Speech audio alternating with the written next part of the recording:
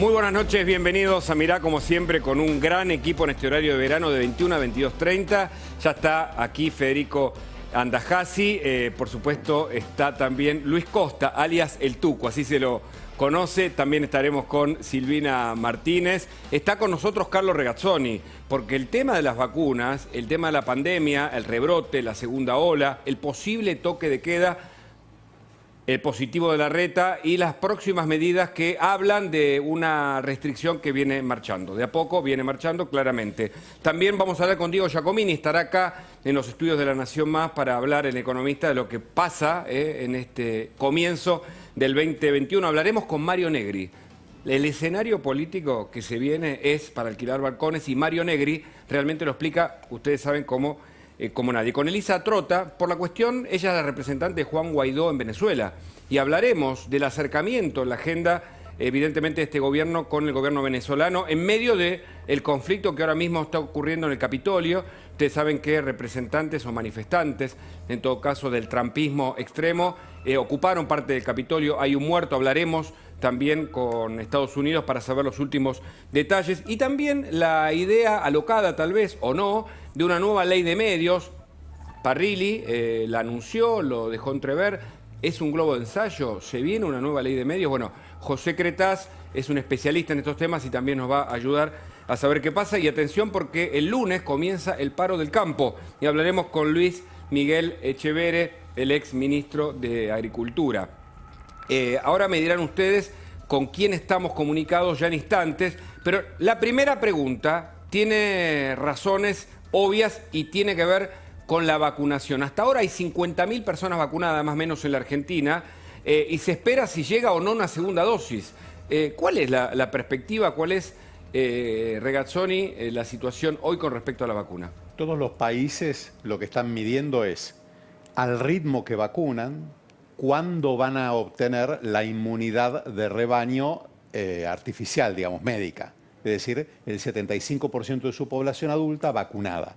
Eso en la Argentina son unos 30 millones de personas.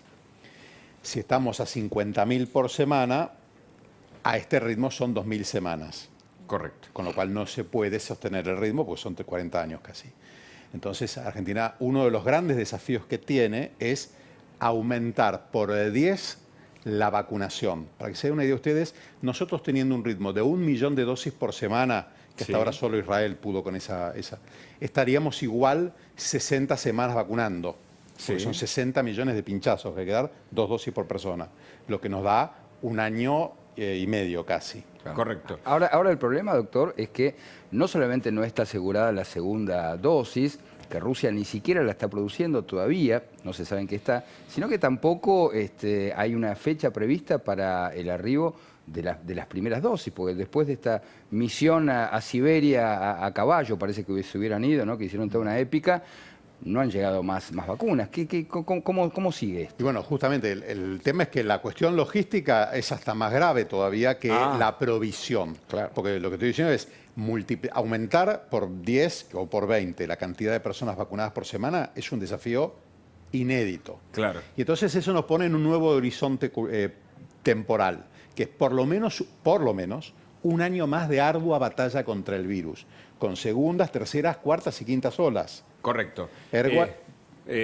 ¿Tucu? Sí, lo que pudimos averiguar hoy con la gente de la provincia de Buenos Aires es que la idea de ellos en esta primera etapa al menos es que en los 160 centros vacunatorios que tienen para coronavirus, cada centro vacuna entre 40 y 50 personas por día. Sacando números rápidamente, esos deberían empezar a vacunar 56.000 personas por semana en provincia de Buenos Aires, que tiene asignado en esta primera etapa 123.000 vacunas. Lo que me explicaban es que están yendo a un ritmo menor, pero porque no tiene la cantidad de vacunas como para seguir.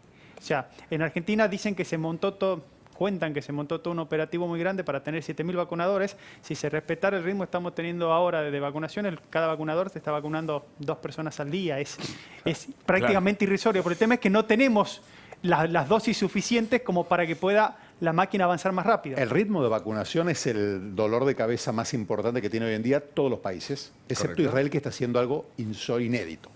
Pero después todos los países están con este problema. Para nosotros es nuestra gran dificultad, el ritmo de vacunación. Lo que te dice es el ritmo de vacunación relentecido que estamos teniendo, es decir, enlentecido, Sí. es que nos quedan 2 estrategias adicionales. Los testeos masivos y los confinamientos. Claro. Y son inobviables. Es decir, como no va a haber vacunación suficiente, no va a haber suficiente gente inmunizada, necesariamente va a haber que utilizar a lo largo del próximo año las 2 herramientas que te quedan.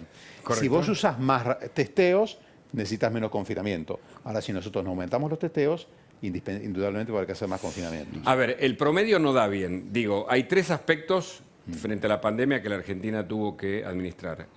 La cuarentena, que evidentemente se agotó, por eso me parece que no quieren volver a ella. Sí, al toque de queda, ahora vamos a hablar de eso. Lo segundo, la carrera por la vacuna. Creo que la Argentina tampoco adquirió las que ya tienen el aval de la fase 3, sino que tuvo que recurrir al Sputnik, con lo cual tampoco nos ha ido bien en esta carrera por la vacuna. Y la tercera, que es la vacunación, es decir, efectivizar el proceso y evidentemente tampoco... Con lo cual uno parece que se queda siempre en los anuncios. ¿Y qué pasa con los resultados, Regazzoni? Los resultados, nuestro país está entre los peores países de América Latina cuando uno triangula 3 parámetros. Cantidad de muertos por millón, Sí. días de clase perdidos y retroceso del Producto Bruto Interno. Cuando vos juntás los 3 datos y ranqueás a los países de América, desde Alaska hasta Ushuaia, Argentina lamentablemente está entre los últimos 2 lugares, junto con Perú, porque combinadamente tuvo este problema de desempeño grave. Esto en el G20 también somos el último país del G20, cuando uno combina estos 3 parámetros. Entonces, los resultados no son positivos y entonces nos obligan a replantear la estrategia. Porque, ¿por qué arrancamos por la vacuna y les comenté este problema del ritmo? Porque ya te orienta acerca de la magnitud del problema que nos espera por delante. Claro. Porque una cuarentena el 3 de marzo del 2020 era una cosa. Una cuarentena después de un año de cuarentena es otra muy distinta, que como ustedes dicen, como bien lo dicen, no va a poder ser cumplida, porque la gente no va a tener resto económico para hacerlo. Ahora, el virus sigue haciendo su trabajo, con un agravante. La densidad de casos que se generó es tan alta que la segunda ola, solamente con hacer que ocurra lo mismo que en Europa, es 3 veces más alta. O sea, lo mismo que vimos en los 9 meses, concentrado en 3 meses. O sea, que es delicadísimo el tema. Claro, y el claro. segundo gran problema de esto es que no se acaba con la segunda ola, porque el virus genera muy poca inmunidad de rebaño. Lo que buscan las autoridades nacionales, por lo menos por lo que pude averiguar, es el anhelo primario que hay es bajar la tasa de mortalidad, o sea, que se muera menos gente, ¿sí? Ellos ya son conscientes que no se va a poder evitar la segunda ola, ni que se va a poder vacunar estos 30, 32 millones de personas que estábamos hablando, por lo menos hasta el último trimestre de este año. O sea, ellos son conscientes de esta limitación. En el medio está esto que estás diciendo vos de las restricciones, pero el argumento que hay es: pudimos blindar tan bien o mejorar tanto nuestro sistema sanitario que es muy difícil, si vacunamos a los grupos de riesgo, es muy difícil que nos colapse el sistema sanitario. Entonces, juegan con esa variable para evitar volver a los confinamientos. No sé si me explico correctamente. Está colapsando el sistema sanitario de Texas, de California, que Sí. es un poco más grande que el argentino. Claro. Olvidémonos del sistema sanitario, no va a tener ninguna posibilidad. Esto no es culpa de nadie, es culpa del destino de la Argentina. Digo, para no entrar en esa discusión ahora. Digamos que la columna de la estructura de la salud pública ha funcionado, como ha pasado en otros niveles. Nosotros no vamos a poder, o sea, el sistema sanitario no tiene de ninguna manera capacidad para hacer frente a una pandemia desplegada. Imposible. O sea, el virus, nosotros tuvimos los problemas que tuvimos, además con el sistema sanitario colapsado en muchos lugares del interior. El interior, sí, Por sí. eso ocurrió. Y ahora vamos a ver qué ocurre en ciudades como Mar del Plata, como Pinamar. Ahora, frente a las posibles medidas restrictivas, cuando se anuncian es por algo, digo, ¿no? Se está ensayando, se está hablando, hay acuerdo de los gobernadores, el presidente que se reúne, Larreta que está por videoconferencias afectado de COVID-19. Digo, el toque de queda, efectivamente en materia de salud, ¿puede ser una medida favorable? ¿Qué evita el toque de queda efectivamente, más allá de la circulación obvia?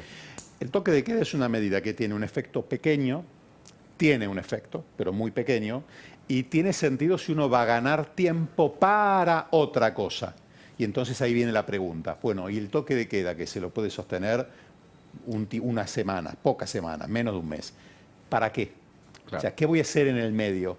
¿Tengo que escalar por 10 la cantidad de testeos? tengo que generar una inteligencia epidemiológica suficiente como para poder establecer cordones sanitarios. Entiendo, perdón, para hablar de testeos. La Argentina hacía 30.000 por día, ahora hace 50.000, pero estamos lejos de los testeos. Tiene que ser 500.000 por lo menos. ¿Cuánto? 500.000. O sea que estamos en el 10% de los testeos ideales para detectar o saber dónde está parada efectivamente la Argentina. Claro, porque hay un indicador de los testeos que es muy, muy negativo, que es la positividad. Arriba del 1% de positividad, en este momento lo que los expertos internacionales concluyen es que cuando vos tenés más del 1%, no del 10%, del 1%, eso significa que la cantidad de casos que estás no detectando es demasiado elevada como para cortar la pandemia. Entonces, ¿cuánto hay que testear? Lo suficiente, con toda la inteligencia que esto implica, no es solo testeo, es testeo, trazabilidad y aislamiento. Lo suficiente como para ir bajando la positividad, es decir, quitando casos de la circulación hasta llegar a ese 1% de positividad. ¿Esto es posible? Esto es muy difícil. Tan difícil que la estrategia de testeos funciona solamente si se combina con confinamientos y con sectorización. Ahora, el problema con esto es que el gobierno no quiere asumir el costo político, por lo menos de llamarlo toque de queda. Entonces inventa estas otras fórmulas como regular el aforo, ¿no? Estos recursos lingüísticos del gobierno que generan, quiero decir, no es inocente esto, porque genera una gran confusión. Digo, no están informando bien, pero además el ejemplo que están dando tampoco es bueno, porque, a ver, esto empezó a crecer, no sé cuánto será la incidencia directa, pero con los funerales de Maradona y con las marchas frente al Congreso. De modo que me parece que, a ver, la pregunta es concretamente, ¿cómo debería comunicar el gobierno para que la población se ajuste a un plan? En este momento estamos todos en riesgo y el país enfrenta una situación que es crítica, porque una segunda ola va a tener indudablemente consecuencias sanitarias, económicas y sociales. ¿Usted entonces insiste en que la estructura sanitaria no está preparado para una segunda ola? A la europea no. O sea, si acá se repite lo que ocurrió en Europa, es de unas consecuencias realmente muy lamentables va a ser. Entonces, frente a ese momento, creo que hay que volver a convocar a una situación de unidad. Para esto habrá que generar las condiciones de unidad, porque sin esas condiciones que tienen que ver con bajar la conflictividad, es decir, no hay que agredir a la sociedad con ningún tema, y ustedes me entienden mejor que nadie. O sea, no hay que agredir a la sociedad. Si la grieta entorpece o perjudica. Claro, toda vez que yo genere en la sociedad algún tema ríspido, sobre el cual hay, con todo derecho, porque somos una sociedad democrática y libre, opiniones distintas, eso va a afectar el manejo coherente de la pandemia, paradójicamente. Y todos los países, sobre todo los casos que se han estudiado, demuestran esto. Entonces, ese punto. Bajar la conflictividad, recrear la credibilidad, para lo cual creo que hay que ya mismo designar un comité científico independiente nuevo, experto y multidisciplinario. Esta vez ya no sirve solo con que hablen de una sola disciplina. Hace falta economistas, hace falta educadores, porque Argentina ve en riesgo el comienzo de las clases. Sí. No está garantizado por lo menos por ahora. Pero los chicos vienen de un año sin clases. Ya les conté que estamos de los países que más larga o que mayor día de clases han perdido. Y ustedes saben ¿cuáles son los dos predictores más fuertes de abandono escolar? Que el papá haya perdido el trabajo y que no haya ido a la escuela por un largo periodo de tiempo el chico. Claro. Las dos condiciones se están cumpliendo. Y de ningún modo lo virtual reemplaza la presencia del cuerpo en las aulas. No. Imagínense que en Alemania han cuestionado la virtualidad y tienen la Internet de Alemania. Tenemos un gran desafío por delante y por eso me parece que es el momento hay que decir las cosas como son y, digamos, me caracterizó por hablar por ahí a veces a calzón quitado, pero creo que es lo que hace falta, porque nadie quiere tener un cuadro grave y ir a un médico y que el médico lo engañe. O sea, la gente cuando está delicado quiere que el médico le diga las cosas como son. La realidad hoy es que el confinamiento yo creo que está más cerca de lo que creemos, porque la situación, a mi entender, es muy delicada. Esto va a tener efectos sociales y económicos inéditos, con lo cual el cumplimiento va a ser dificilísimo. Si no lo ayudamos con las otras dos estrategias de un plan organizado de testeos, trazabilidad y aislamiento con testeos masivos y sectorización, por un lado, y por el otro, escalando la estrategia de vacunación, y no descarto que haya que replantear la estrategia de vacunación, utilizando un criterio más bien epidemiológico, o sea, se vacuna más en los lugares donde más circula el virus, claro, que es otra de las estrategias válidas. Si no se hace esto, me parece que vamos a sufrir mucho. Sí, a ver, usted hablaba de la conflictividad. Y hay un tema que es crucial, porque enhebra, digamos, los dos temas, que es el tema de la conflictividad y el tema de la salud pública. Ahora hay rumores de que el Estado metería mano en los sistemas de salud pública, dicen que sí, dicen que no. Cuando el presidente dice que no, habría que abrir el paraguas porque en general suele actuar de forma contraria. ¿Cómo se imagina esa intervención del Estado sobre el sistema de salud? Y si el sistema de salud podría soportar, digamos, un recorte, como por ejemplo la suspensión de los aumentos de las cuotas. Me parece que Argentina necesita cambios en su salud, indudablemente. Pero los cambios que necesita tienen más que ver con que el 55% de la población no tiene ningún grado de asistencia médica, porque no tiene obra social, ni prepaga, ni PAMI. Y además, por la enorme inequidad territorial que existe. Si ese replanteo se va a hacer cambiando el modelo de financiamiento, ya le digo que el fracaso va a ser absoluto. Porque es decir, el Estado, en un sistema de salud a la británica, eso se puede ocurrir en Inglaterra, con pleno empleo, y habiendo ¿A qué se refiere? como Churchill, ¿Cómo es el sistema que era de un salud? sistema de salud único, estatal. Eso se creó, se pudo fundar en momentos donde había una vocación profesional enorme, un liderazgo médico enorme. Lo hizo un tipo iluminado como Coleridge, o sea, como Beveridge, perdón. Fue todo un momento muy particular. Vamos a empezar con dos cositas. En un extremo está el británico y en el otro extremo del sistema de salud.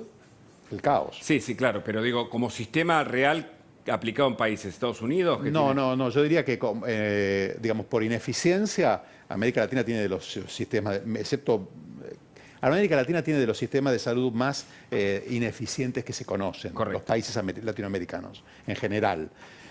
¿Por qué lo diferencio de África? Porque África es un contexto social completamente distinto.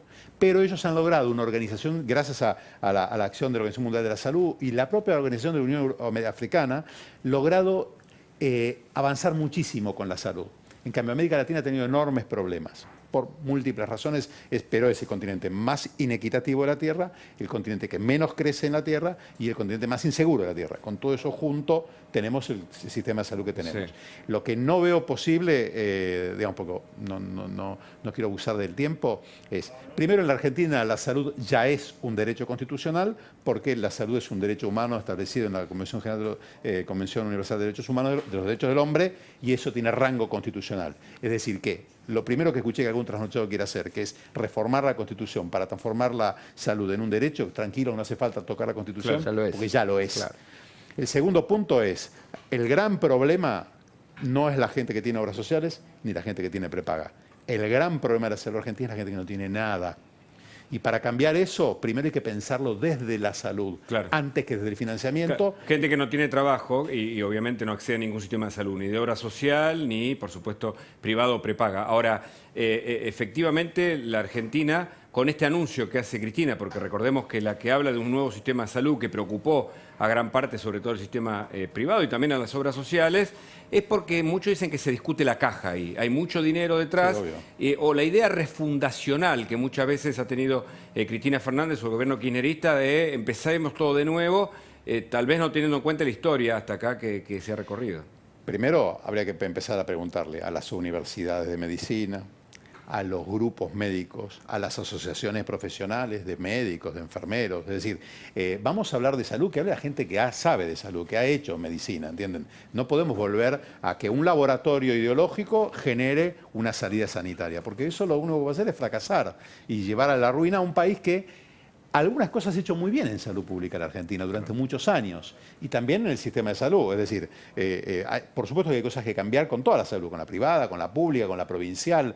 Ahora, es un tema muy delicado. El gran si usted me dice por dónde yo creo que habría que empezar por una política de objetivos nacionales de salud que hoy en día no existen. Claro, que sean eminentemente sanitarios. Empezar por el principio, ¿no? Por el principio.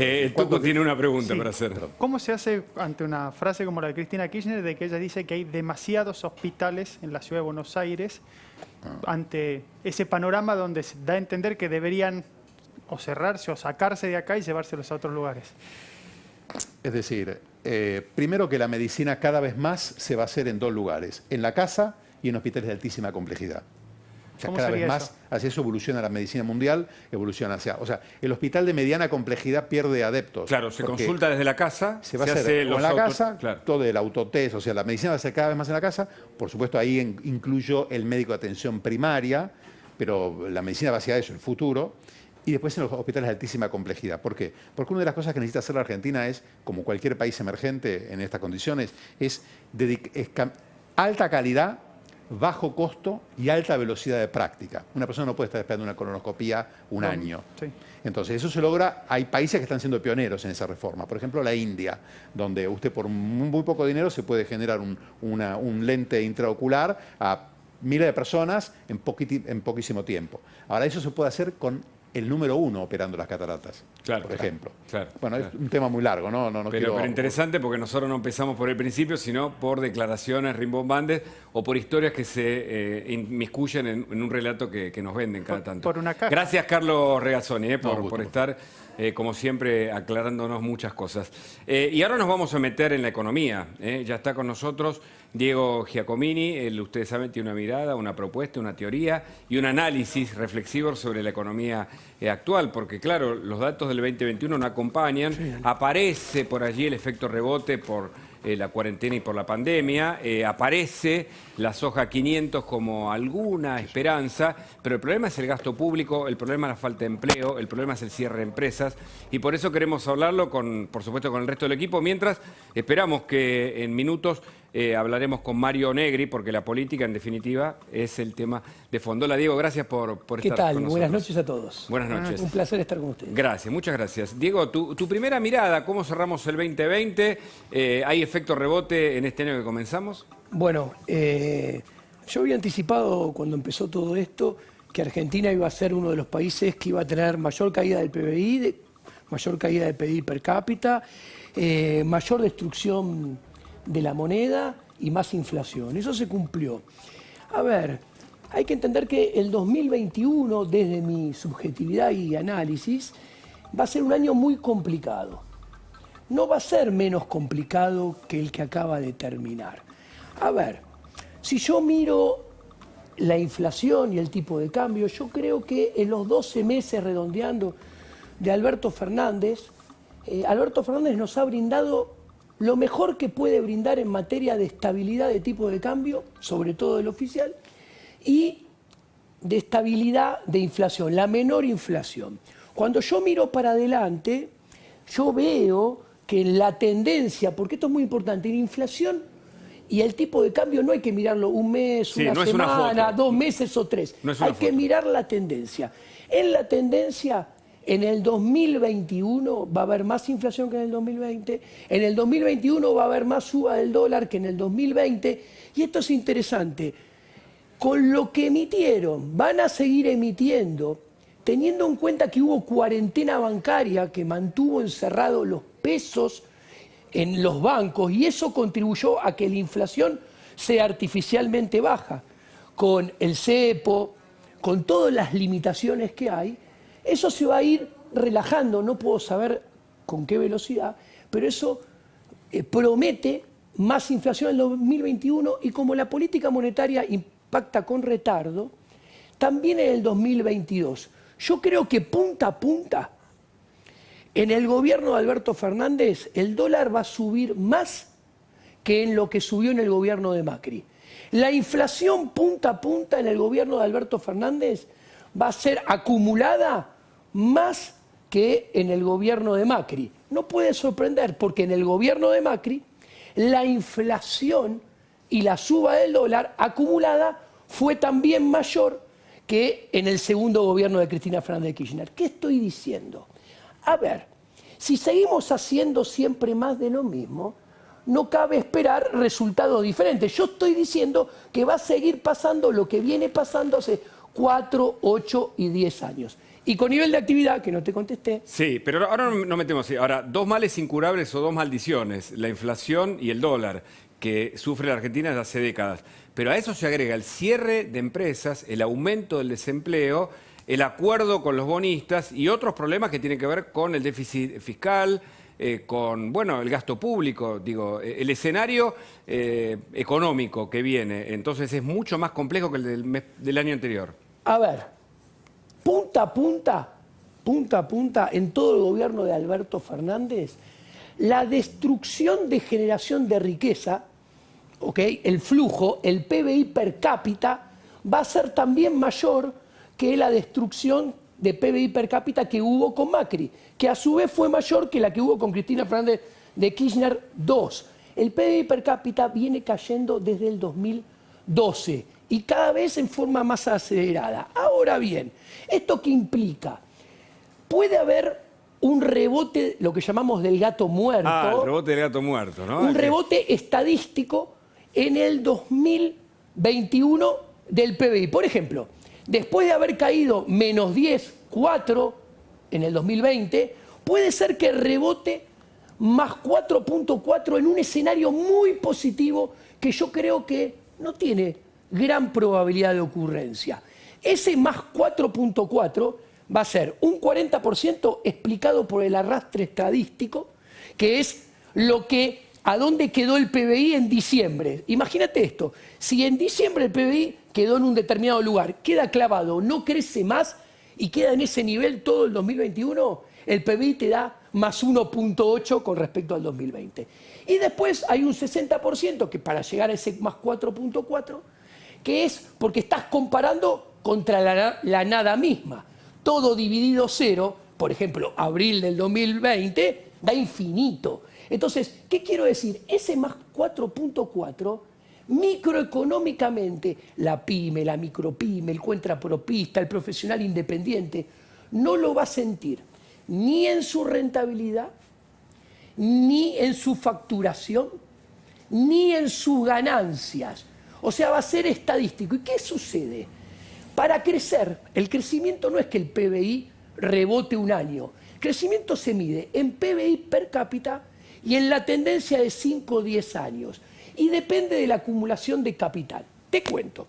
Para mantener la capacidad de producción constante, tiene que haber una inversión del 16% mínimo. Si vos no invertís 16, vos destruís capital, destruís máquinas, destruís fierros, cerrás empresas y en consecuencia aniquilás puestos de trabajo. Bueno, te cuento. Aumentando la población desde el 2008 para acá, en el primer gobierno de Cristina Fernández de Kirchner, esa inversión que como mínimo tiene que ser 16, fue 16,7. En el segundo gobierno de Cristina fue 16,3. En el gobierno de Macri, promedio sus 4 años, fue 14,3. O sea, en todo el gobierno de Macri rompiste, aniquilaste capital. Y ahora con Alberto Fernández, los datos de los primeros 9 meses, que son los que hay, es 12,3. ¿Qué quiero decir? La destrucción de capital, la destrucción de máquinas, la destrucción de capacidad de producción, de empresas, de puestos de trabajo, se acelera. ¿Y ahora qué sucede? Esto que viene ocurriendo, como describí hace 10 años, no se revierte de un día para otro. Para revertirlo necesitas reformas estructurales en el sentido de las ideas de la libertad. Ah, espérame ahí, te metiste en un tema. Yo quiero conversar esto además porque tiene una reflexión siempre oportuna, Federico Andajasi, porque claro, es la economía, Federico, pero también es la política en definitiva, y por eso vamos a hablar ahora con Marvin Agri. Sí, decime. Exactamente, es la política, y por eso me interesa la mirada de un economista, porque además no sabemos dónde está parada la Argentina desde el punto de vista ni siquiera ideológico, desde el punto de vista político, en qué lugar del mundo está parada la Argentina. A ver, es un mundo imprevisible. Nadie pensaba que en Estados Unidos iba a pasar lo que está pasando hoy, que es 150.000, algo parecido a lo que pasó en el Congreso. Acá en Sí, claro. Imprevisible. Ahora bien, el gobierno lo único que le ofrece al mundo es una incertidumbre absoluta. Entonces, ¿cómo afecta esa incertidumbre política en la evolución de la economía argentina o en la involución o en la caída? Bueno, yo tengo una visión diferente. Ojalá este país ofreciera incertidumbre. Este país ofrece certidumbre y de la peor.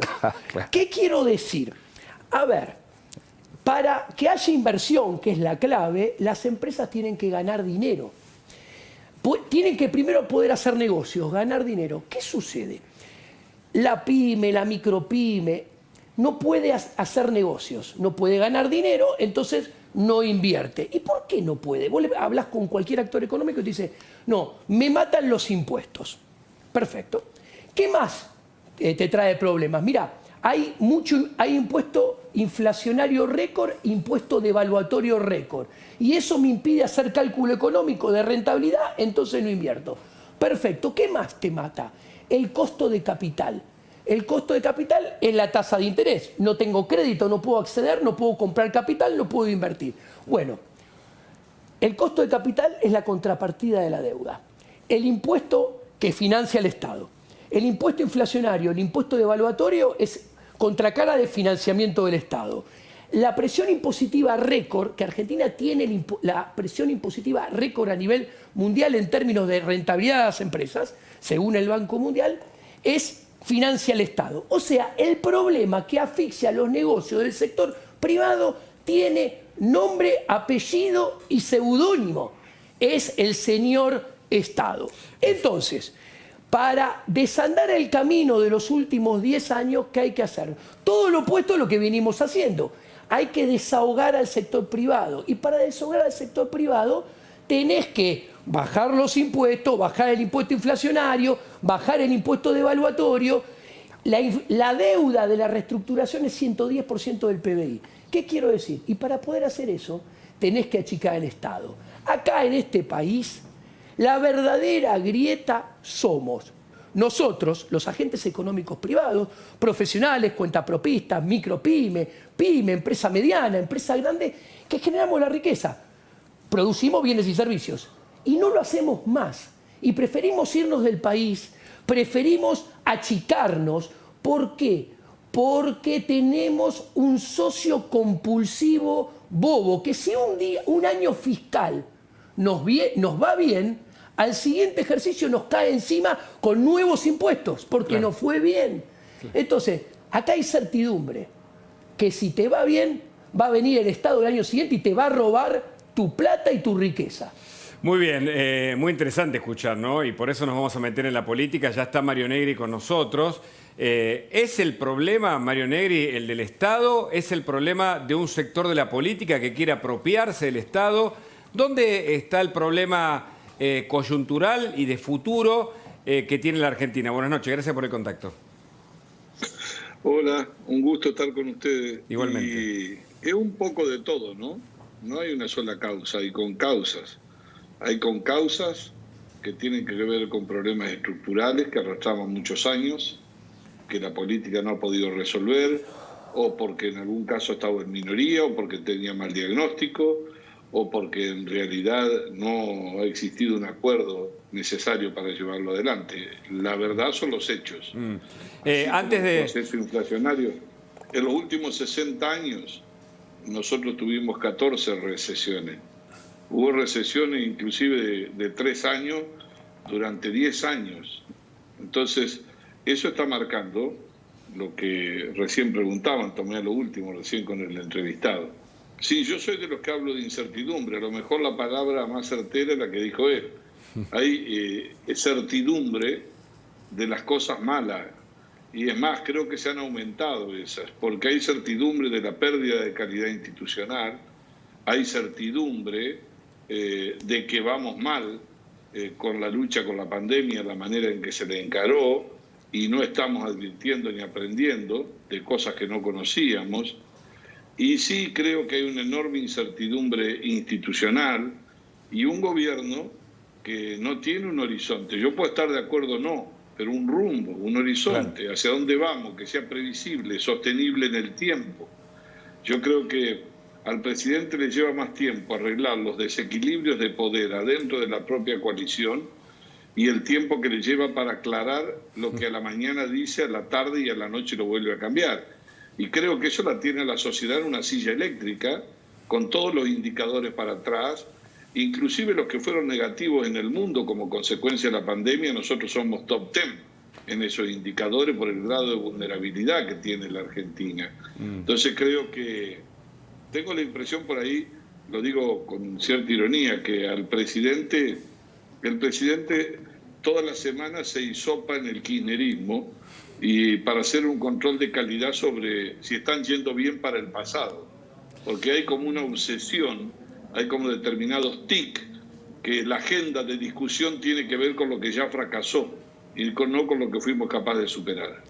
Claro, y hablando de la incertidumbre, de la certidumbre, hay dos hechos que se van a dar. El lunes, de nuevo, el conflicto con el campo, arranca un paro. Y por otro lado, están desde un sector del kirchnerismo lanzando a Máximo. Eso es evidente por todas las publicaciones.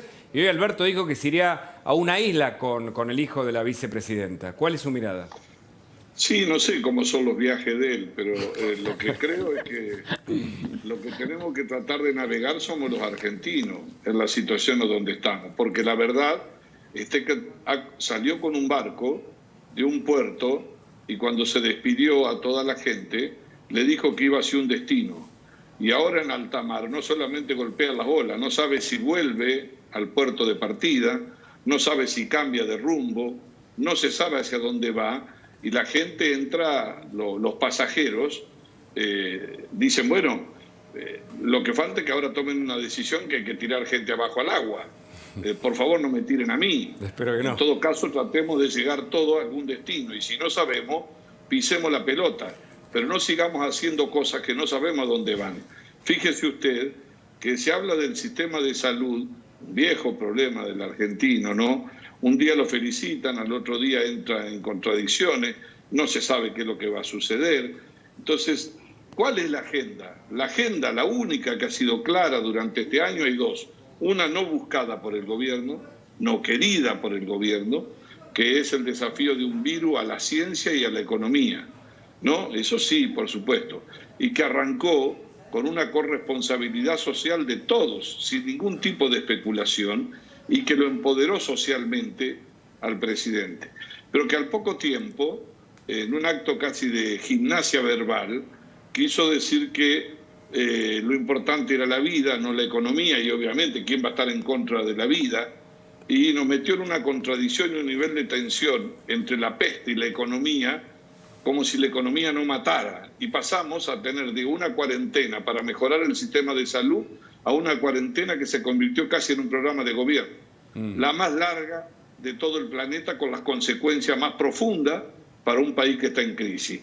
Y después siguió lo mismo, cambió el orden de prioridades. Yo lo he escuchado hoy y ha dicho que su única preocupación ha sido que la gente, bueno, que no tenga hambre, cosa que está bien. Entonces vinieron los ATP, entonces vino el IFI, que ahora se suspendió en el presupuesto, pero el presidente, si ese era el nivel de atención, no tenía por qué cambiar el orden y empezar con Vicentín, poner en discusión la propiedad privada, meterse con la reforma judicial, que no era una reforma, era buscar... Y los precios del campo ahora, ¿no? Y ahora, obviamente, sí, yo no sé si es que tiene mucha audiencia el canal Volver, pero lo va a tener ahora, porque en realidad el gobierno tiene un entusiasmo por convertir el pasado en el futuro, cuando el pasado fracasó, y nos tironea para volver a eso. Yo no sé qué va a terminar. Yo supongo que además acá hubo incompetencia con lo del campo. Hicieron mal los números, calcularon mal cuánto le faltaba de trigo. Hay 1,5 millones de toneladas todavía hasta la próxima cosecha, y hay 4 millones de toneladas de trigo. Y además de eso, simplificar y decir que culpa de los precios internacionales en un país que no tiene divisa, que tiene que tener una política exportadora, culpa de eso el asado sube. Pero dejen de macanearle a la gente. ¿Cuánto es la incidencia en el precio? Yo creo que el gobierno está desordenado en la gestión, que improvisa y que además creo que se hisopa semanalmente porque le hacen un control de calidad sobre lo que el kirchnerismo entiende es el futuro, que es el pasado. Federico Andajasi tiene una pregunta. Sí, ¿cómo le va, Negri? Lo que está pasando en Estados Unidos es muy impactante y paradójicamente recuerda mucho lo que pasó frente al Congreso acá en Argentina hace algún tiempo, ¿no? Hay algún Fat Fernández, algún Fat Mortero, ¿no? Ahí en Estados Unidos. Parece que han hecho escuela, ¿no? Claro, sí, se repite lo que pasó aquí en la Argentina. Vamos a ver quién tira más piedras, ¿no? Si superan la marca de las 14 toneladas. Ahora, lo que pareciera ser es que hay una puja clara y que la única grieta en última instancia tiene que ver con los populismos y los republicanismos, ¿no es cierto? ¿Cómo ve que se refleja esto en todo el mundo, ¿no? Y particularmente con lo que está pasando en Estados Unidos? Bueno, a raíz de la pandemia se ha escrito mucho, ¿no? El populismo no es un tema de izquierda o de derecha, ¿no? Eso está claro. Es más, la pandemia exacerbó, inclusive en países de Europa, y de la Europa Central, que pensaron que era una oportunidad para la mayor concentración de poder, en la medida que la gente cedía libertad, ¿no? Lo mismo Orbán, que prácticamente dijo, bueno, déjenme toda la vida, ¿no es cierto?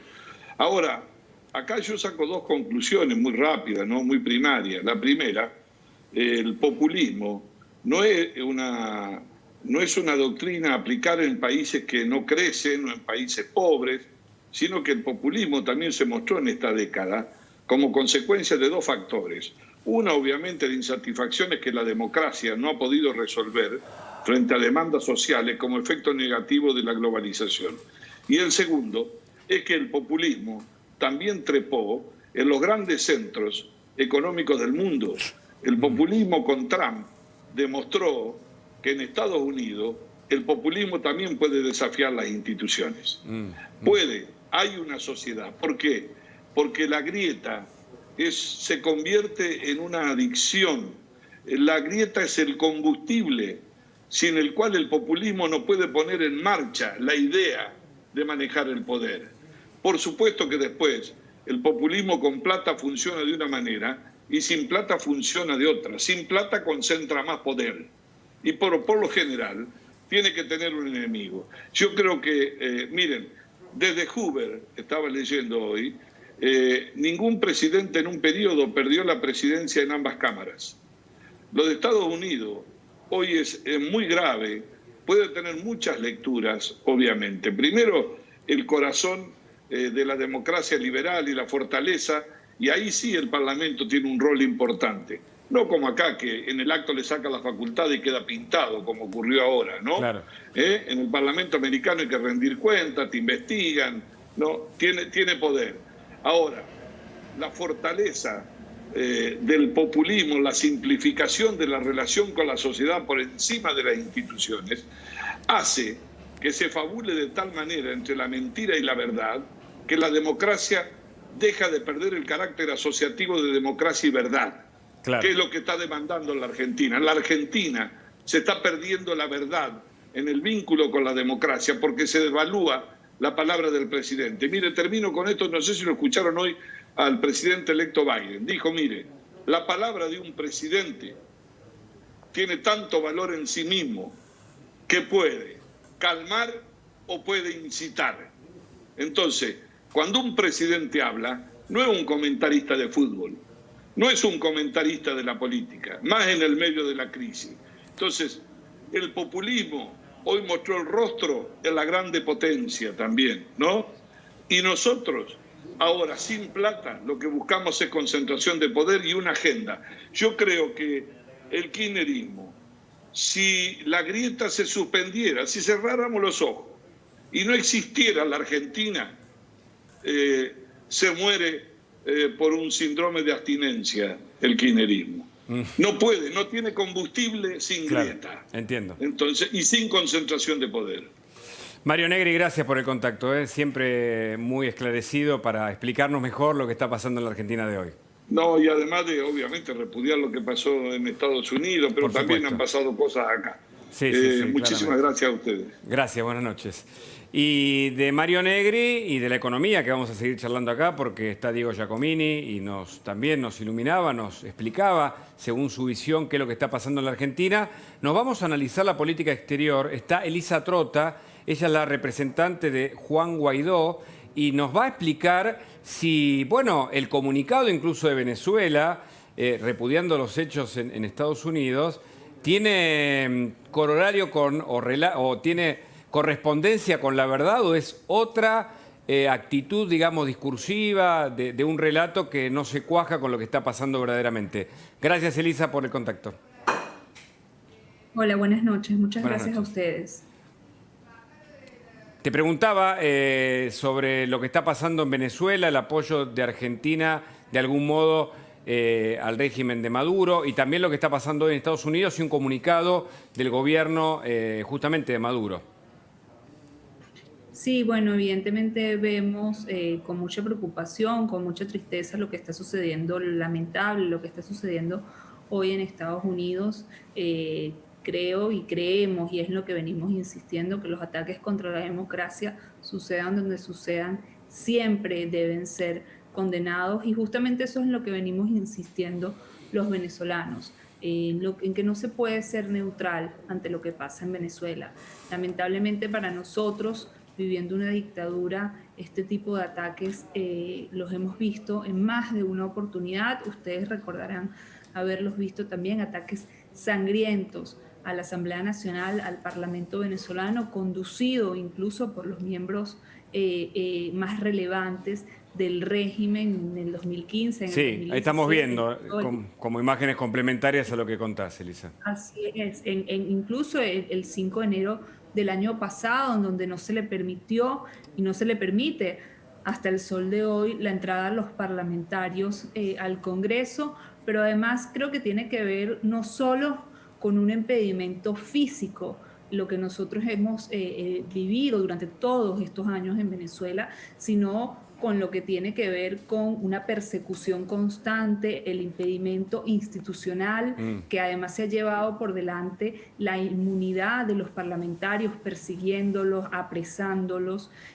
Bueno, ni hablar de estas imágenes tan terribles, pero que lamentablemente forman parte de la memoria de los venezolanos y algo no ha cesado. Además, quiero recordar que quien incitó estos actos es quien hoy además pretende liderar o presidir la falsa asamblea del chavismo, que es Jorge Rodríguez. Muchos ven a la política argentina como heredera del castrochavismo y no lo atan necesariamente a algo netamente nacional, en el caso de Argentina, sino algo más de Latinoamérica, incluso más de trazos internacionales. ¿Tu análisis coincide como representante de Juan Guaidó sobre esto? Yo creo que nuevamente tiene que ver con el poder expresar el rechazo contundente ante la violencia, suceda en donde suceda. La democracia debe prevalecer y la verdad es que hoy, viendo incluso la contundencia de las declaraciones a nivel mundial de muchos de los líderes, de muchos de los presidentes, incluyendo por supuesto el presidente Guaidó, incluyendo al presidente Alberto Fernández, condenando el ataque contra los Estados Unidos, es justamente lo que nosotros aspiramos en relación a Venezuela, que se condene el asalto al chavismo, del chavismo justamente al Palacio Legislativo, al tratar de instalar una falsa asamblea como ocurrió el día de ayer, y no por lo contrario aplaudirlo o avalarlo. Y eso es muy peligroso. Federico Andajasi tiene una pregunta para hacerte, por favor. Elisa, ¿cómo le va? Nosotros percibimos acá en la Argentina una paradoja, porque cuanto más gestos hace Fernández hacia Venezuela, reconociendo ahora al régimen, el régimen venezolano lo desprecia a Fernández, no deja ninguna oportunidad para insultarlo, con términos muy fuertes que yo no repetiría, pero no deja de ser paradójico y notable este contraste. Ya sabemos cuál es la mirada del régimen venezolano, ¿no? Que lo desprecia a Fernández en detrimento de Cristina, ¿no? Porque, por supuesto, por ella hay un gran respeto. Pero me interesaría saber cuál es su mirada, o la de Guaidó, en todo caso, de Fernández, ¿no? ¿Cómo perciben esta ambivalencia, si es que la perciben, ¿no?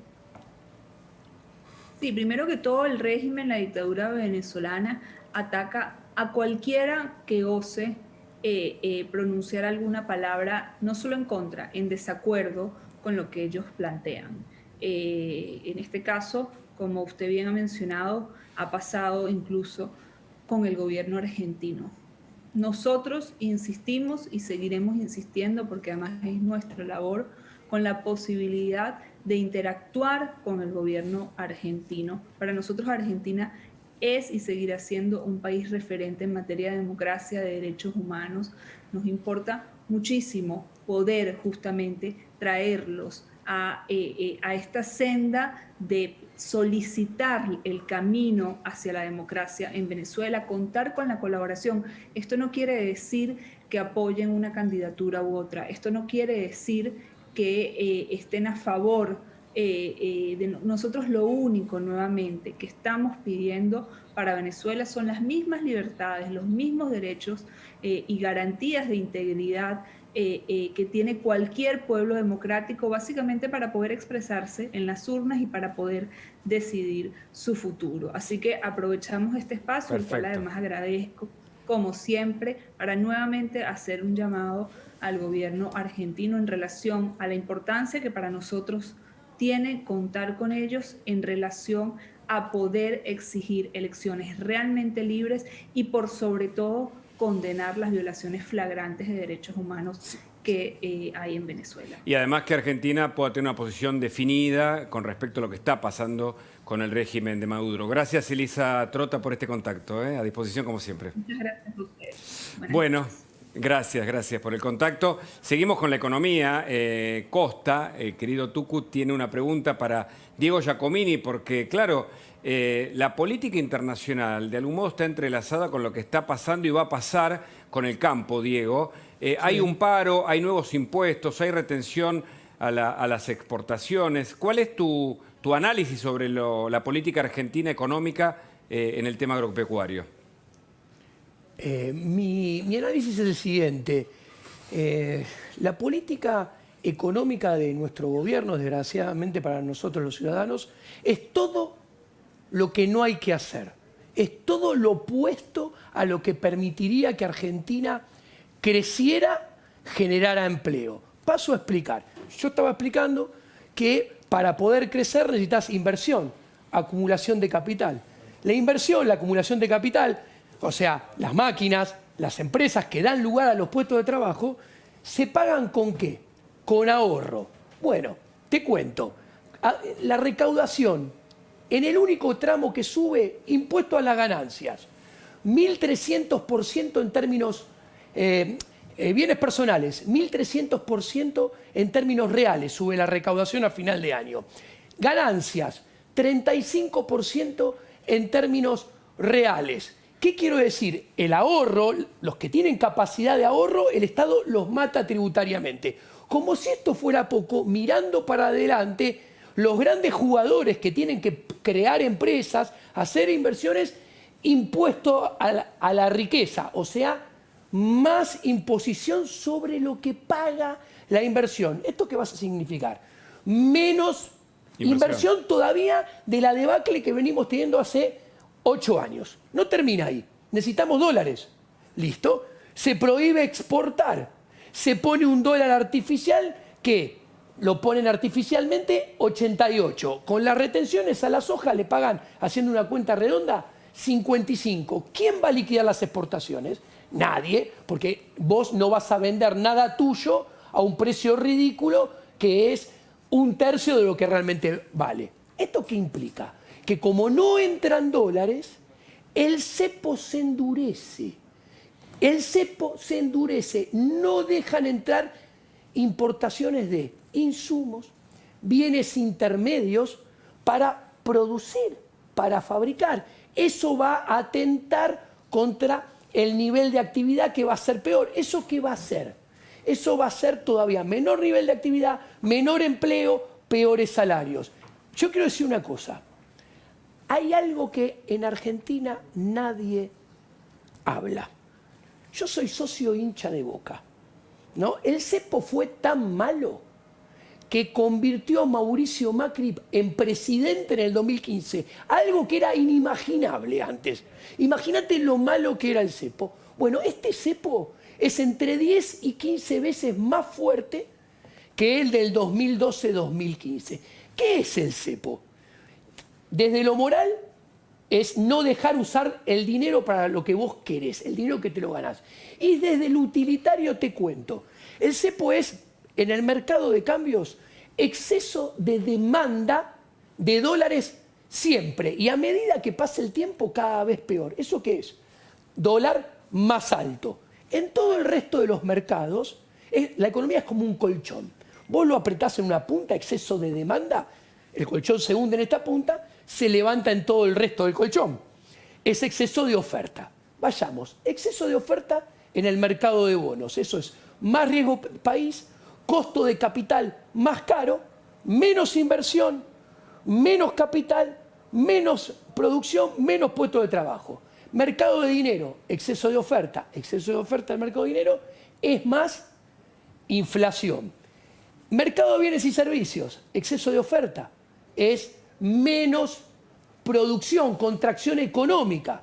Mercado laboral, es menos puestos de trabajo, más desempleo. En consecuencia, si hay más desempleo, peores salarios, más pobreza y más indigencia. Todo esto que te estoy diciendo es lo que va a pasar más allá de correcciones momentáneas, que pueda haber más, menos, algunos meses, en la tendencia de acá al final de gobierno de Alberto Fernández. Ahora, perdón, hasta final de 2023. ¿Qué quiero decir? Mientras que la casta política no discuta, levantemos el cepo y que haya libertad total de precios, no va a haber cada vez menos inversión, cada vez menos generación de riqueza, cada vez más pobreza. Está bien, es cierto lo que decís, pero esta descripción que vos haces es la de Venezuela, es lo que actualmente está pasando en Venezuela. Exacto. Y es un modelo, digamos, que por lo menos para un sector del gobierno es la aspiración, Claro, llegar ahí. Entonces, ¿es digamos, un gobierno fallido en este sentido o va a donde quiere, que es ese modelo? Yo tengo la respuesta y te la doy. El gobierno, hay dos escenarios, explosión e implosión. La explosión generalmente se da por fenómenos monetarios. Ejemplos, la hiperinflación del 89, la hiperinflación del 90, la destrucción del sistema monetario y bancario en el 2001, eso generó el 2002. Ahora bien, si vos después de esos episodios hacés las cosas bien, con reformas estructurales de fondo, como dije antes, pro ideas de la libertad, pro libertad de mercado, vas a salir... Reestructurás, digamos, Exacto. ¿no? Te deconstruís, como se dice hoy, para una posibilidad mejor. Permitime que tú quieras hacerte una pregunta y no quiero... Y en ese contexto, Sí. ¿dónde entra la soja que llegó a $500? ¿Puede ser el salvavidas de Alberto Fernández? ¿Se puede revertir esta tendencia que estás Mirá, mostrando vos? la destrucción que está generando Alberto Fernández, que es mayor que la destrucción que estaba generando Mauricio Macri, que la venimos sufriendo los ciudadanos cada vez más en forma acrecentada hace 10 años. Para que la soja salve a Argentina, tienen que demandar soja de Saturno, Júpiter, Plutón y Marte. ¿A qué Y la precio? soja tiene que estar a $1.200 la tonelada. ¿Qué quiero decir? Cuando la putrefacción de los fundamentos macroeconómicos y microeconómicos es tan grande, no tenés que pedir que te salve nadie, porque nadie de afuera te va a salvar. ¿Sabés quién te tiene que salvar? Los argentinos, que tenemos que presionar y demandar a la casta política que reduzca el Estado, que haga reforma pro mercado, pro libertad, que achique su negocio. Yo estaba escuchando muy atentamente a Mario Negri, que dijo una frase muy interesante. La democracia no satisfizo las demandas del pueblo. Entonces me metí en Wikipedia. Mario Negri fue diputado por Córdoba 83-87. Mario Negri fue vicegobernador de Córdoba. No hablemos de quién no está ahora. Bueno, está bien. Ok, ¿qué quiero decir? Redondeo. Fue funcionario público 35 años. Si no le encontró la vuelta, demos un paso al costado. Bueno, y hablando de encontrarle la vuelta, Luis Miguel Echeverre está en línea. Él fue ministro de Agricultura y claro, el campo, según dice Giacomini, debería venderle soja hasta Júpiter y Saturno para poder obtener aquel viento de cola que obtuvo en el primer kirchnerismo. Gracias por el contacto. ¿Cuál es tu mirada? ¿Qué tal? Buenas noches. No, mi mirada coincido con que hay que encauzar la macroeconomía, que hay que tener un estado de acuerdo a la realidad económica del país. La base de esto, o sea, el gobierno está tratando de revertir las consecuencias, pero el origen de esto es el desbocado gasto que hay y el déficit fiscal que hay. O sea, que hasta que no tengamos un equilibrio fiscal y no tengamos moneda, no podemos pensar en que la economía funcione. Con respecto a la soja, está bien, está a $500 para el productor de Chicago, para el productor de cualquier lugar de Estados Unidos, para el brasileño, para el paraguayo y para el uruguayo. Para los productores argentinos está a 28.000 pesos la tonelada, que son prácticamente $200 de verdad, ¿no? Claro, claro. Y ese es el problema. ¿Y qué de la restricción a las exportaciones de maíz? ¿Y qué del paro del campo de 3 de las 4, entiendo, agrupaciones a partir del lunes. El gobierno debe dar marcha atrás con esa medida. El gobierno tiene una gran vocación de repetir fracasos del pasado. Esto ya lo vivimos en la etapa anterior, le salió mal. Cuando Guillermo Moreno cerró las exportaciones en aquel momento, Argentina pasó a producir la mitad de maíz que está produciendo ahora. Gracias a que Mauricio Macri eliminó los ROE y generó confianza, Argentina pasó de producir 26 millones de toneladas de maíz a 58 millones de toneladas este año. ¿Cuánto consumimos? 15. ¿Cuánto podemos exportar? Todo el resto. O sea que Argentina puede exportar por año 10.000 millones de dólares de maíz. Hoy, esta prohibición de exportar está impidiendo que ingresen 1.500 millones de dólares en concepto de ventas de maíz al exterior. Si hay maíz, por supuesto que hay. ¿Se alcanza hasta que venga la cosecha nueva ahora en marzo? Claro que alcanza. ¿Y cómo se hace? Con las mismas herramientas que se vienen utilizando los últimos 100 años. Con el mercado de futuros, los compradores que necesitan maíz para consumir van fijando precio y de esa manera tienen previsibilidad. Lo que hizo el gobierno fue apurado, lo que hizo el gobierno fue inconsulto y genera lo peor que le puede pasar no solamente al campo, sino a cualquier actividad económica, que es de confianza. Para sembrar una hectárea de maíz hace falta invertir entre 500 y 600 dólares por hectárea. Entonces, el que tiene que sembrar en este año, la campaña 21-22, en agosto, septiembre, allá por fin de año, va a decir, bueno, pero si el gobierno por cualquier cosa me va a cerrar las exportaciones, yo no voy a sembrar. Entonces, hay escasez, la escasez hace que suban los precios como lo que ya vivimos. Claro. ¿Se acuerdan cuando dijeron que el gobierno en el periodo anterior, el kirchnerismo, querían carne barata? Hubo carne barata algunos años. Nos comimos las vacas, nos comimos 10 millones de cabezas hasta que empezó a escasear y el precio se fue a las nubes. Lo mismo se está repitiendo ahora, o sea que por eso decimos que el gobierno rápidamente tiene que dar marcha atrás en esta medida. Antes de la pregunta de Federico Andajasi, le quiero preguntar también si lo hace el gobierno por una cuestión ideológica, lo hace para mandar un mensaje a su tropa. ¿Por qué el enfrentamiento con el campo? Porque imagino que a su política económica no lo favorece. Bueno, es difícil imaginarlo porque se ve que hay una gran interna dentro del gobierno, que hay muchos compartimientos estancos y que no se hablan ni coordinan entre sí. Lo que sí es un grave error haber tomado ese camino y repetir el fracaso del pasado, como dijimos recién. No vamos a salir adelante con estas herramientas, sobre todo si el país necesita dólares. El único que hoy está en condiciones de dárselo y mucho más de lo que está generando es el campo. ¿Federico? Sí, chévere, ¿cómo le va? A ver, usted sufrió en carne propia la falta de inhibiciones del gobierno, ¿no? Como si no tuviera lóbulo frontal, aprovecha un conflicto familiar para montarse en eso y hacer esa payasada trágica, ¿no? que vimos todos. Entonces, muchos sectores están temiendo que el gobierno, digamos, lejos de frenar, avance en este sentido, en estas medidas que van en contra ya no de la Constitución, sino del sentido común, liso y llano. Y claro, uno ve Venezuela y dicen, bueno, Argentina no es Venezuela porque Argentina tiene el campo, no tiene petróleo. Ahora, ¿no existe el temor de que el gobierno salte sobre el campo de la misma forma que Venezuela saltó sobre la economía para apoderarse de los dólares? Yo creo que no solamente en el campo, Federico, creo que en vastos sectores de la Argentina, de todas las extracciones económicas, hay una gran, están en un estado de alerta. No solamente por la cuestión impositiva, sino sobre todo por la cuestión institucional, la justicia, y se está transmitiendo un gran hartazgo de esta forma de gobernar, que creo que se va a ver reflejado muy fuertemente en las próximas elecciones legislativas. La gente se cansó de escuchar charlatanes, chantas, que el año pasado decían una cosa, ahora dicen otra, tipos que mienten descaradamente o mujeres que mienten descaradamente por televisión, apretadores profesionales, patoteros. No queremos vivir así. Claro. La Argentina no quiere vivir así, no quiere vivir con un plan que hasta es canallesco. Entonces, ¿cuál es el secreto? Se le saca la plata a la gente que trabaja y se la demoniza, ¿no? Los ricos, el campo, los empresarios, los que damos empleo. A propósito de eso, formal.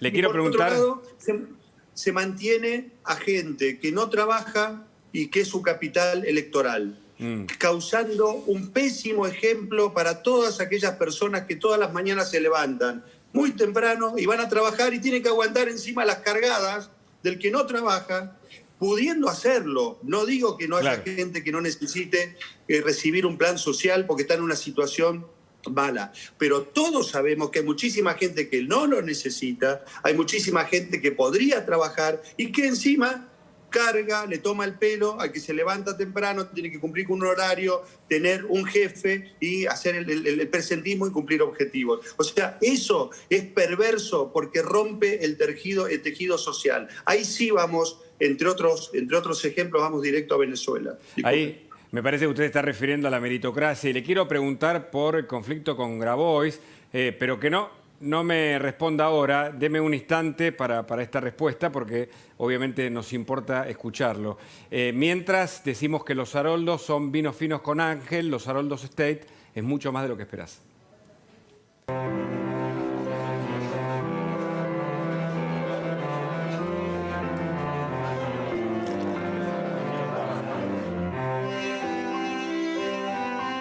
Los Haroldos State, mucho más de lo que esperás. Claro, la situación con Grabois, las tomas de tierra, la meritocracia, usted lo abordó implícitamente al menos, Echeveré. Sí, lo más grave es lo de fondo. Lo más grave es que haya una organización, hasta hace poco tiempo desconocida, mínima, chiquita, que maneje miles de millones de pesos sin rendir cuenta a nadie. Miles de millones de pesos, entre otras cosas, de todos nuestros impuestos. O sea, todo lo que nosotros pagamos de IVA, el altísimo porcentaje, la altísima presión impositiva que todos los argentinos tenemos que soportar, van a cajas que no tienen fondo, que no tienen control, que deberían rendir cuentas. Tendría que haber alguna entidad independiente que haga una auditoría de organizaciones como la de Grabois y determinen si realmente todo el esfuerzo económico que estamos haciendo los argentinos va a gente que realmente lo necesita o van a usurpar campos, cometer delitos, darle empleo a los parientes y a los amigos y a pasar la bomba. Porque no vemos que haya una... ¿Usted cree que el gobierno está detrás de alguna de esas acciones? ¿Perdón? ¿El gobierno está detrás de alguna de estas acciones? Digamos, pero de las tomas... ¿quién si no? ¿Quién si no? O sea, Grabois sin Alberto Fernández y sin Cristina Fernández no existe. Es lo mismo que Delía. Existen en la medida que tengan una gran banca política y una gran banca económica. O sea, son herramientas de lo que le mandan a decir. O sea, en definitiva, lo que no quieren decir Alberto y Cristina, se lo mandan a decir a personajes como estos. Pero de la mano de eso, le financian, le dan infraestructura, le dan apoyo político. En el caso de la usurpación de Entre Ríos fue grosero.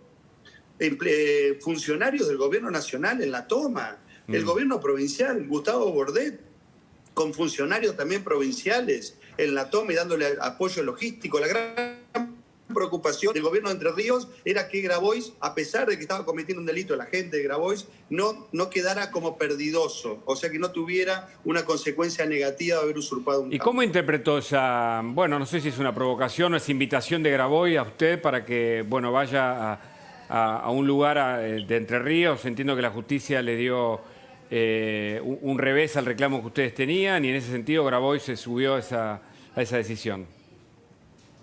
Bueno, como una bravuconada que Argentina no nos necesita. Argentina necesita transparencia, Argentina necesita gobiernos que sepan qué están haciendo. Hoy lo que hizo el presidente Fernández, y no lo cambie de tema, si quiere seguimos hablando de Grabois todo lo que quiera, pero hoy el papelón que hizo el presidente Fernández al decir que la carne valía lo mismo en Argentina que en Alemania. No tiene un funcionario que le mande un mensajito y le explique. ¿Por qué la comparación además, 3, 4, 5 veces menos? O sea, es ese tipo de cosas. Que un país como la Argentina tenga un presidente que no conozca la matriz productiva de nuestro país y que no conozca de qué manera se produce el 65% de las divisas que entran a la Argentina, es no querernos realmente, ¿no? es preocupante y además la comparación siempre con otros países. ¿Cómo puede escalar el conflicto en el campo, Echeverría, la última? Yo veo a la gente muy enojada, veo que hay mucha movilización, va a haber muchas asambleas, ya hubo una hoy y va a haber varias de acá hasta la semana que viene, porque es lo que decía al principio, pero no solamente el campo, el comercio, la industria, los servicios, están cansados de ser el pato de la boda, de ver que siempre son los mismos que hacen el esfuerzo, que hacemos el esfuerzo, y por otro lado es un descontrol de gasto y de atropello de las instituciones. Vemos que hay un cultivo muy importante por institucionalidad, por república, porque haya división de poderes, porque no haya impunidad.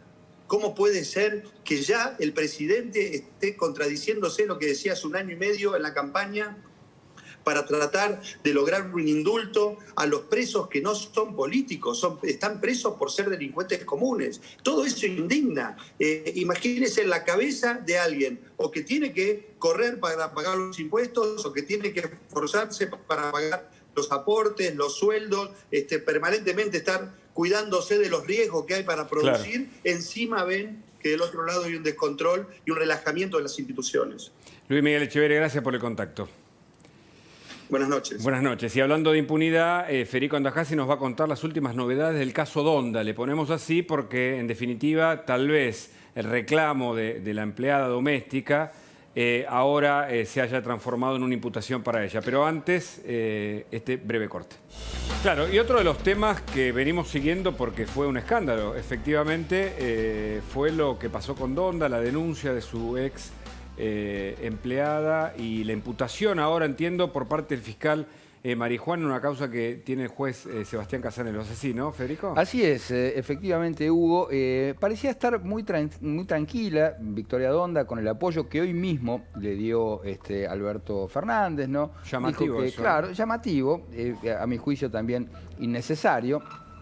Era claramente una causa que iba a escalar, y contrariamente a lo que ella misma dijo, ella dijo que iban a rechazar in limine esta acusación. Bueno, no solamente que no fue rechazada in limine, sino que, y esta es la noticia, Victoria Donda está imputada por ofrecerle un cargo en el INADI a su empleada doméstica. Después la justicia tendrá que pronunciarse, por supuesto, y encuadrar exactamente cuál es el delito, pero en principio, como dijimos todos estos días, había varias, había varias figuras que podían encajar en esta... Sí, hasta el tráfico de influencias, la malversación de fondos públicos. Acá su abogado ayer contaba cuál es el abogado que defiende a Arminda. Sí, claro. Sí.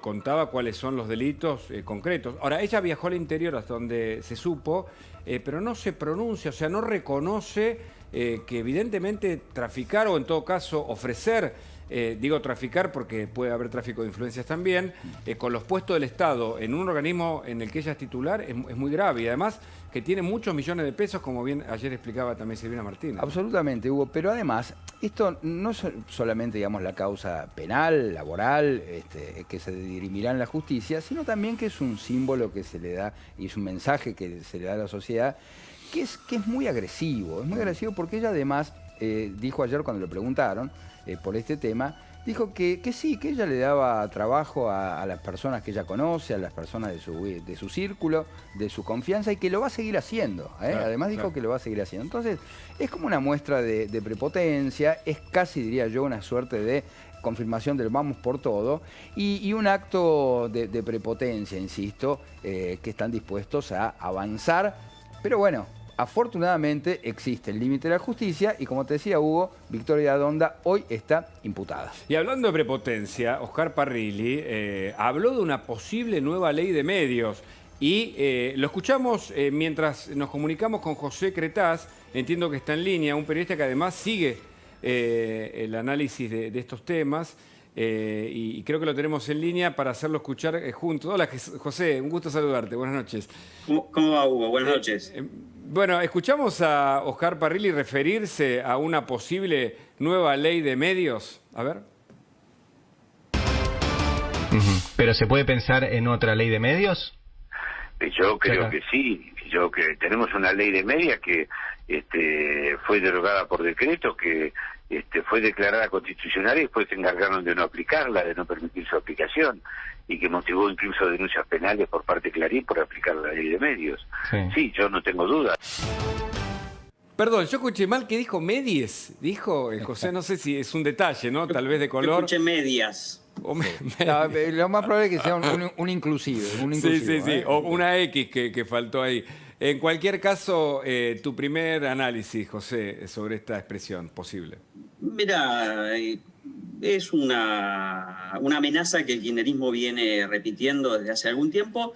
Las leyes de medios las inventó Hugo Chávez en América Latina, se esparcieron en muchos países, en Ecuador, en Uruguay, en Argentina, en Bolivia, y todos estos años, ¿sí? Desde mediados de la década de los 2000, los países fueron dando marcha atrás. Uruguay, Bolivia parcialmente, Ecuador, ¿sí? Fueron retrocediendo en esas legislaciones, obviamente y lamentablemente no así Venezuela. Siempre ha sido una intención en esa lógica de la guerra cultural, de la batalla cultural, controlar no solamente los medios, sino controlar todos los contenidos, porque hoy, además, una ley de medios sería todavía más anacrónica de lo que fue en 2009, que ya fue anacrónica, por la evolución digital de los contenidos, de los medios, de las plataformas. Claro. Es decir, por un lado, el mundo evoluciona, entre comillas, o avanza a la democratización. Aquello que McLuhan nos hablaba de una ventana abierta al mundo, la aldea global, hace muchas décadas atrás. Y por otro lado, hay quienes quieren apropiarse de todo y controlarlo, incluso los medios de comunicación y el trabajo tal vez de los periodistas incluso. El único periodismo, entre comillas, que tolera el populismo es el periodismo militante. Claro. Ellos se jactan de eso, ¿sí? O sea, hay, de hecho, bueno, ya tenemos muchos años de experiencia de escuchar todos estos discursos. Es muy probable que un cuarto gobierno kirchnerista intente impulsar una ley de las características de 2009. Yo creo que no hay mucho margen político para eso, pero tampoco lo había en 2009, cuando el kirchnerismo venía de una derrota electoral y sin embargo ocurrió y estuvimos muchos años discutiendo, siguiendo la litigiosidad en los tribunales, siguiendo muchas otras cosas, ¿no? Bueno, solamente ley de medios, claro. Fútbol para todos, publicidad oficial. Una causa que está abierta y que promete juicio oral para el jefe de gabinete, con un manejo de casi 10.000 millones de pesos en ese programa, bueno, que era obviamente, entre comillas, de adoctrinamiento, porque iba mucha publicidad oficial. Pero te quiero preguntar por el rol de Alberto Fernández, que arrancó de una manera, dando alguna conferencia de prensa, no sé si lo dio, pero por lo menos sabiéndose periodista, y hoy habla solo con quienes le dejan la pelota picando para que haga el gol. Un cambio también, ¿no? Desde el punto de vista cualitativo en el rol de Alberto Fernández como presidente con los medios. Coincido con vos, un gobierno, un presidente debería ser, si querés, un poco más sistemático en la comunicación, ¿no? Porque no es un privilegio que otorga a los medios o periodistas, sino que es un derecho de los ciudadanos, de aquellos que lo votaron y de aquellos que no lo votaron, de conocer las acciones de gobierno, las medidas de gobierno. Conferencias de prensa abiertas, ¿sí? a todos los medios, a todos los que se puedan inscribir para participar ahí, son algo habitual en los países democráticos. Esa selección de periodistas, incluso te diría una generosidad extraordinaria tiene el presidente con muchos periodistas con los que él se siente cómodo conversando, y estamos viendo lo que hemos visto también en los kirchnerismos anteriores, ¿no? Claro. Esa selectividad, esa elección de quién desea el mandatario, el ministro, el funcionario, que le pregunte, ¿no? Esa zona de confort, si se quiere, para plantear sus cuestiones. José Cretaz, gracias por el contacto, muy amable como siempre, un abrazo grande. Abrazo grande, gracias por llamarme. Hasta luego, y vamos a seguir en Mirá. Tenemos la conclusión de Federico Andajás y Diego Giacomini, que está con nosotros para hablarnos y darnos los últimos trazos sobre el análisis económico de cara a este año que comienza. Quédate acá.